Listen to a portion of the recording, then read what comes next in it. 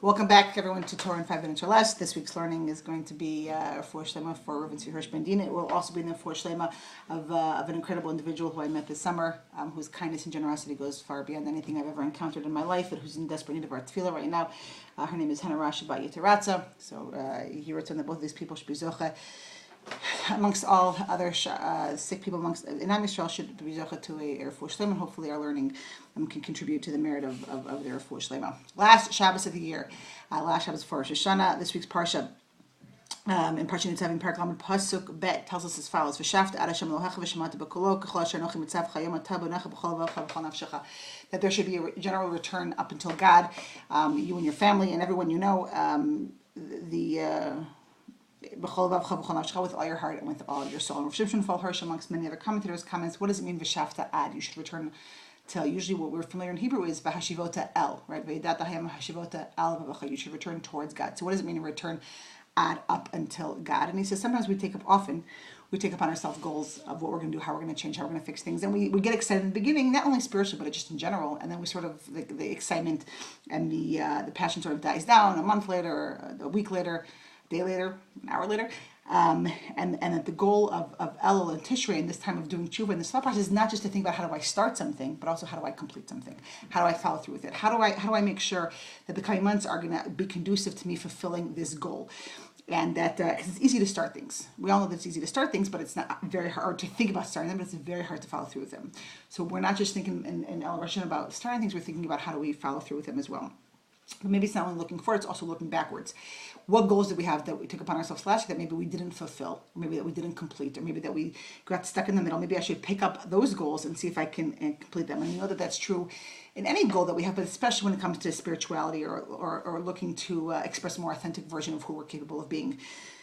That it's not enough just to have a general return to get excited by this time of year, but we have to have in our minds how do we follow through and what do we do throughout the year to make sure that we can complete this. The pasuk ends with this concept of b'chol levavcha v'chol nafshecha, with all your heart, with all your soul, which is a very lofty goal, and I think on the one hand it's an incredible demand that your whole heart should be dedicated to something and your whole soul should be dedicated to something. But I think within it there's almost like not a comfort is the wrong word, but there's advice that we can follow through with. That not that you have to your whole life and your whole being has to constantly be thinking about of tshuva. Your whole existence has to only be about that. We are people that are involved in the Torah world, we're involved in the secular world. Our lives are in the Beit Midrash, they're out of the Beit Midrash, they're in shul, they're out of shul. But everything we do, whether it's in a Beit Midrash or out of Beit Midrash or in shul or out of shul, that the general goal or the general direction that we're heading towards is a noble one, is one of bringing God's vision towards this earth, a vision of loving kindness towards one another, a vision of honesty, a vision of godliness, a vision of kindness. And that's the ultimate goal. We're talking about the ultimate goal, not just the general direction.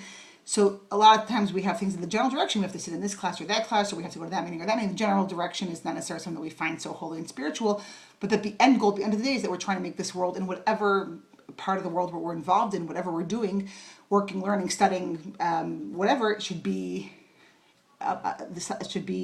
a journey towards the end goal of making this world a much holier place than it is now, in a world that's less corrupt and less evil, and hopefully more honest and more beautiful.